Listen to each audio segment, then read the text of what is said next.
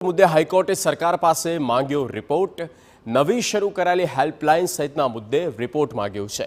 Helpline પર કેટલી ફરિયાદ મળે છે તેવું હાઈકોર્ટે પૂછ્યું।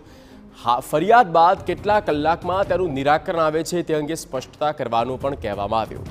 કડક વલણ હશે તો જ પરિવર્તન આવશે તેવી કોર્ટ મિત્રની રજૂઆત। દબાણ દૂર કર્યાના ત્રીજા દિવસે દબાણો પાછા થઈ જાય છે તેવું કોર્ટ મિત્રે કહ્યું। ન્યાયાધીશ નીકળે એ સમય પૂરતું દબાણ હટાવી દેવામાં આવે છે।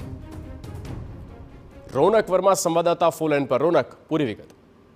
बिल्कुल થી રખડતા ઢોર અને જે બિસ્માર રોડ રસ્તાઓ છે તેને લઈને જે જાહેરીની સુનાવણી છે તે ચાલી રહી છે અને આજે વધુ એક વખત ગુજરાત હાઈકોર્ટમાં મામલે સુનાવણી હાથ ધરાઈ, જેમાં કોર્ટ મિત્ર અગાઉ જે છેલ્લી સુનાવણી દરમિયાન નિયુક્ત કરવામાં આવ્યા છે તેમના દ્વારા પણ કેટલીક જે રજૂઆતો છે તે કરવામાં આવી હતી। તેમાં તેમના દ્વારા સ્પષ્ટપણે કહેવામાં આવ્યું કે જ્યાં સુધી તંત્ર છે તે કડક નહીં થાય ત્યાં સુધી કોઈ પણ પ્રકારનો સુધારો છે તે જોવા નહીં મળે। આ પ્રકારની તેમના તરફથી જે રજૂઆત છે તે પણ કરવામાં આવી।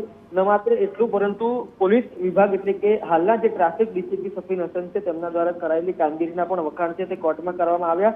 આ ઉપરાંત અન્ય પણ કેટલીક રજૂઆતો છે તે કરવામાં આવી, જેમાં જે શહેરમાં વચ્ચે જે ગેરકાયદેસર રીતે દબાણ થયેલા હોય છે તેને ઉપાડી લેવામાં આવે છે અને ઉપાડ્યા બાદ ત્રીજા દિવસે ફરી યથાસ્થિતિમાં જે દબાણો છે તે ફરી એક વખત થઈ જાય છે। અન્ય રસ્તા ઉપર વાત કરવામાં આવે તો જ્યારે ન્યાયાધીશના નીકળવાનો સમય હોય તેટલા સમય પૂરતા તે દબાણ દૂર કરવામાં આવે છે અને ન્યાયાધીશ નીકળી ગયા બાદ વધુ એક વખત જે ગેરકાયદે પાર્કિંગ હોય કે દબાણ સહિતની સમસ્યાઓ જેમની તેમ રહે છે। આ તમામ મુદ્દાઓને બાદ કરતા ગુજરાત હાઈકોર્ટે રાજ્ય સરકાર પાસે જે રિપોર્ટ માંગ્યો છે, મહત્વનું છે કે સરકાર તરફથી રજૂઆત કરવામાં આવી હતી કે જે નવી હેલ્પલાઇન છે ટોલ ફ્રી નંબર તે શરૂ કરી દેવામાં આવ્યો છે, ત્યારે હાઈકોર્ટ તરફથી ખુલાસો માંગવામાં આવ્યો કે સંપૂર્ણપણે કેટલા દિવસમાં તે કાર્યરત થશે। આ ઉપરાંત કાર્યરત થયા બાદ કેટલી સમયમાં તેમાં કેટલી ફરિયાદો મળે છે અને આ ફરિયાદોનો કેટલા કલાકમાં ઉકેલ આવે છે તે સંપૂર્ણ બાબતે પણ જે યોગ્ય એફિડેવિટમાં ખુલાસો કરવા માટે પણ હાઈકોર્ટ તરફથી કહેવામાં આવ્યું છે।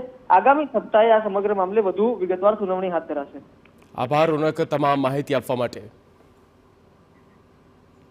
નવી શરૂ કરાયેલી હેલ્પલાઇન સહિતના મુદ્દે શું કામગીરી રહી છે તેનો રિપોર્ટ હાઈકોર્ટે માંગ્યો છે।